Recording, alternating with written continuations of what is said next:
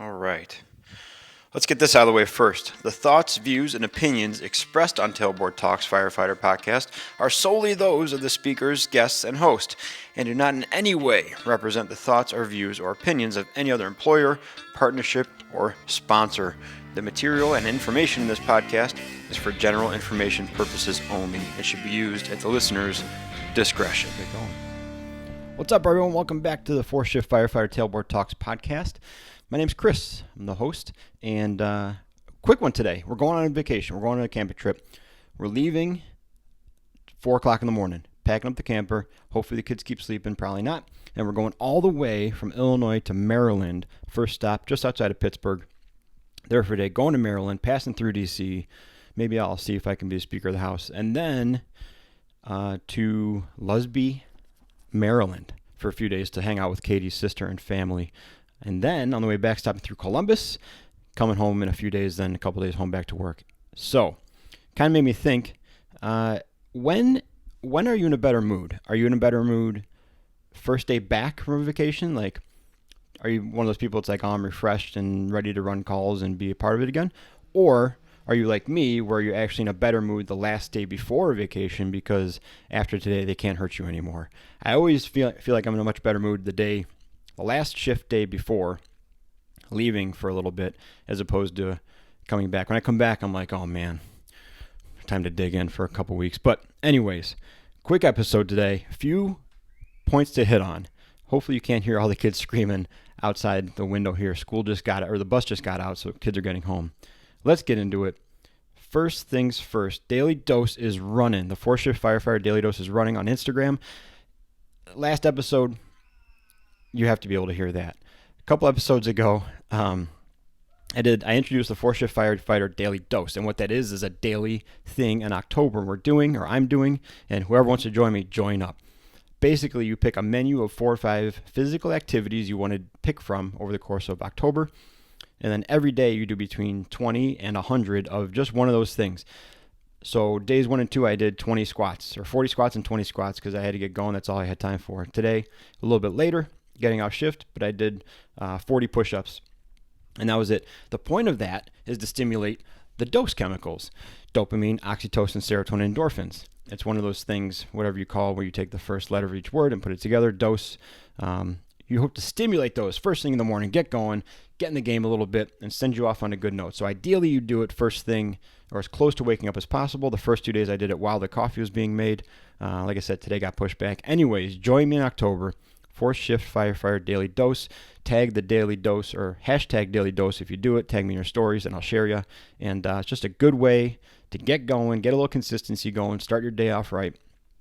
Join me, if you will. Second thing, big press release from FEMA, I think 2 weeks ago now. Let me get back to that.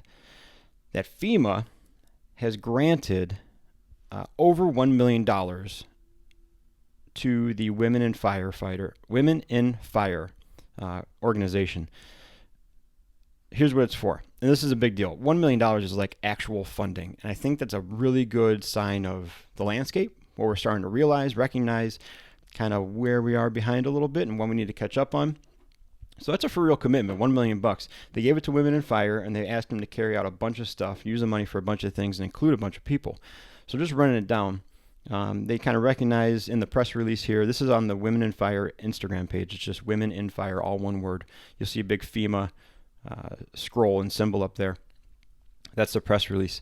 It says basically it's unacceptable what we're doing, and 25% of women firefighters report their fire department does not have a policy addressing pregnancy or maternity leave.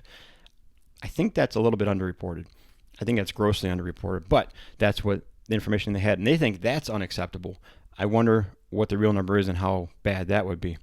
Anyways, some of the things they want to do with this are reproductive health toolkits, mentorship programs, dissemination of existing firefighter-specific curriculum focused on improving a couple abbreviations I don't know nationally, and then they want to increase the reach of training by adding these things to an online learning management system.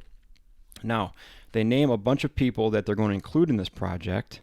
Women in Fire will work with NDRI USA, Center for Fire Rescue and EMS Health Research, the National Volunteer Fire Council, and the Beltane Guild. Now, If the Beltane Guild sounds familiar, it's because a few episodes ago I talked to Stephanie White, and Stephanie White works with the Beltane Guild. It's a huge educational platform for women in the fire service. Reproductive health, maternity, uh, postnatal stuff. What she does is she goes in and consults with departments on behalf of the Beltane Guild and on her own, and helps them set up systems for people who want to start a family, when they're growing their family, afterwards, all sorts of stuff. They actually just released a grant probably about a week ago. They announced that their grants were open for people struggling with reproductive health. So check out two things. Check out Women in Fire. Big things are going to be coming out of that organization with this over $1 million of funding from FEMA. And then check out the Beltane Guild. If you want to hear more about it in more detail and hear a conversation about it, look back a few episodes. Me and Stephanie White talked about the title of the episode is called Better Policies for Females Equal Better Policies for All. And it's really about just the disconnect there and how we can kind of improve the whole fire service by just taking care of the women. It shouldn't be that obvious, but it's that obvious, right? All right. So that's number 2. Now, number 3, piggyback off of that. As I was looking for the FEMA grant wordage, I learned something. When you Google something and it has all the suggested questions below it, like, hey, here, just in case you want to know more about something, here's some random stuff.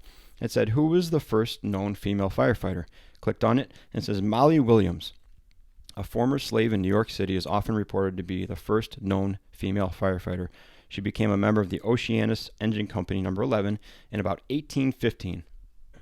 Naturally, what is the Oceanus Fire Department? It's in New York, Lower Manhattan. And here's the deal. Male firefighters, I'm just reading this from the old Google. Male firefighters were scarce due to a cholera outbreak, but Williams took her place with the men on the drag ropes and pulled the pumper to the fire through the deep snow. She was asked about it, and she basically said, this is where I belong. I'm a part of this engine company. I'm a part of the fire service. I belong here. And since then, she's been heralded as the first female firefighter, former slave turned firefighter in New York. So if you need a little bit of research to do, a little bit of fun reading, I'm sure there's way more to that story. This is just what popped up on the Google suggested stuff. Check out Molly Williams as you're checking out the FEMA grant for Women in Fire and the Beltane Guild. Check out Molly Williams. I'm going to do some reading up on that. I'm sure it's just an incredible story. So knowing that she became the first firefighter in 1815, and now it's 2023, I think it's about time to start paying attention, right? So that's number 2. First was Daily Dose. Second one is the Women in Fire FEMA grant, over $1 million of funding going to Women in Fire. That is going to be awesome. All right, number 3. Had a little moment the other day that I want to kind of make up as I go here. And it was actually parallel thinking with Stephanie White. She posted something the other day about getting ice cream and how just go get the ice cream, right? There's always someone that's going to be on a diet. There's always going to be someone who has diet restrictions, preferences, whatever. But if the crew's going to get ice cream, go get ice cream. And I had, 2 days before that she posted that, I had a moment where we were sitting down. I don't know what you guys do in your department, but whenever you celebrate something, a job anniversary, a birthday, a promotion anniversary, something, instead of people buying you stuff, you buy everybody stuff. And typically it's ice cream, pizza. You're just buying dinner. You might buy a nice dinner and make it for everyone, or buy a nice dinner and have them make it for you, but you paid for it. So that's what we do at my department. It was someone's birthday, and we were sitting around. We had a busy day, a busy morning, and we were trying to figure out when to shop. We're going to have to shop in the afternoon. He said, you know what, I'm buying because yesterday was my birthday, so I'm buying pizza. I had a little moment while we were eating the pizza because there are guys on the crew that have diet preferences. There's pizza that we order from someplace in town that not everybody likes. There's pizza that people would rather have. We just got regular pizza, right? And it was really cool because everybody sat down and ate the pizza. And then a cop came over and hung out and ate the pizza.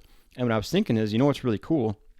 What's really cool is if you are disciplined and stick to a diet that works for you and improve your body composition and live a long, happy, healthy life, and you pay attention to your food and your choices, and you are doing a good job with that. What's even cooler is if you can just chill out and eat some pizza for a day, a meal, maybe not a whole day.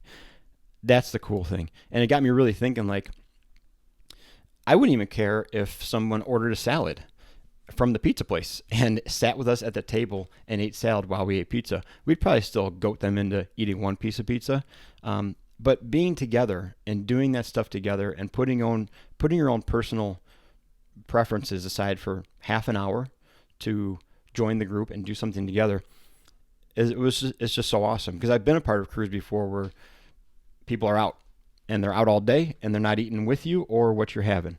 And it's not like the monetary burden. People are like, oh, the less people eat, the more expensive it is. Listen, dude, on average, we're spending between 10 and 15 bucks for the day to eat at the fire station, right? And if you're like me, you might not even pay half the time, so it's just free. But you're spending between $10 and $15 a day to eat 2 full meals and some snacks at the fire station. If you think you're going to go anywhere in the real world and spend $7.50 for a meal and be completely fed for the day for 15 bucks. Now, I'm not factoring hospital snacks. That's a large part of my diet while on shift.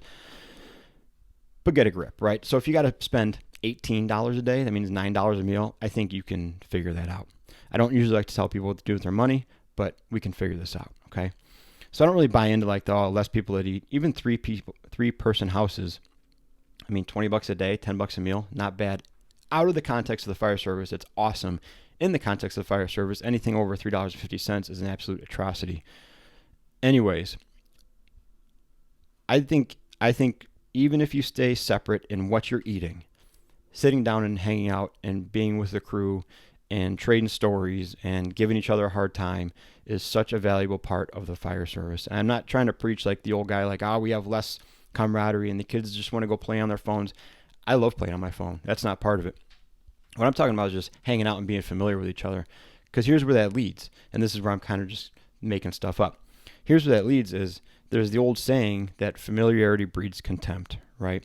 And I think that's true to a certain extent in the real world. But in the fire service, I think that familiarity breeds acceptance and allowance. Because here's the thing. I work with 136 people. And because of the nature of my department, I may be shipped out to a station where I haven't worked with these people in years, right? And there's a wide variety of political preferences, social preferences, all race, religions, everything is such a huge spectrum where I work. If I'm basing my like or not like for someone off of one thing, off of someone's religious preferences, right? And that's the sole information I have on that person because I've kept them at arm's distance or they've isolated themselves or I just prefer not to get into a conversation because I know it's going to lead to that path. That's all I know about the person is something I don't like, right? If that person ever enters a conversation and says something a little bit borderline and they're trying to be funny or they're trying to make a point or they're not even trying to start an argument, they're just saying what they think, my only reaction can really be adversarial because all I know is that they're this one thing and I don't like that thing. So whatever they say that's borderline, I'm going to err on the side of negative, right? But if I know that this person has this religious preference, and maybe because of my religious preference, that's an issue. And trust me, it's not. This is just an easy example. But I also know that they got 2 kids and their kid plays hockey and their wife also sells real estate and they live 5 minutes from me. So we can talk about the stuff we do in the same neighborhood. If we have all these other things that we get to talk about because we hang out together and because we've both put in the effort to know each other and be familiar with each other, then all of a sudden that one little religious thing isn't that big of a deal because quite honestly, that little religious thing has very little bearing on what we're actually there to do, which is serve people and fight fire, right? But if it's the only thing I know, it's the only thing. And then it's either that religious thing, and I hope you're good at your job because if you're not, I'm going to burn you down because I don't like you for the religious thing. Is that fair? No. Is that justified or right? Absolutely not. But that's the reality of some situations, okay? So here's my advice, even though you don't want it and probably don't need it. If you're someone who eats alone, makes their own stuff for whatever reason, trying to save money, dietary restrictions, can't handle the peer pressure, don't want to be roped into what the guys are eating, you made something a few times and they made fun of you and you got your feelings hurt and now you just would rather not. I get it. If you're that person, chill out. Join the group a little bit And it's not going to be super comfy, right? And you might get the same reaction a couple times, but eventually you'll work with a different crew or a different person, or I'll be there one day and I'll talk to you and we'll hang out. If you're the majority and you're the cool kids group, or you're the group that hangs out together, and you have that person that's on the sidelines for whatever reason, maybe some of the same things I mentioned, give them a little leash, bring them in, keep inviting them.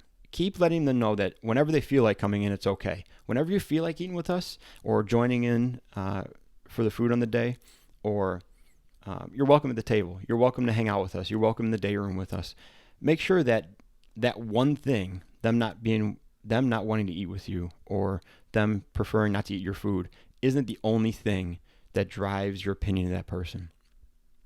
And it's a difficult thing to do because it is very easy to write those people off. It's going to be like, oh, no, he comes in here and he makes his hot dogs and then he goes and eats in his bunk and we don't see him for the rest of the afternoon.